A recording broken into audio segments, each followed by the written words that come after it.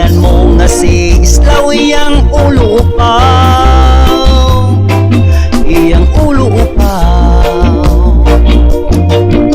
Inundayog pula uba sa kalsada, sige lagkatagma mura siyag bata, ang kwarta na wala.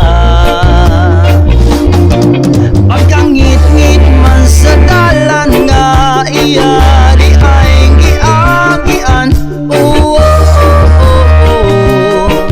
Giabat siyag santil mo, babay kabaw palit islaw, kwartahanaw, kwartahanaw, babay kabaw palit islaw, kwartahanaw. Siya nagmahay may pagwala, ibalikan ang iyang kabaw, kabaw, kabaw. Iyang kabaw sa balay ning uli, kay gimingaw sa tag-iyang bungi, wa pa matahi, wa pagyo'y tuli.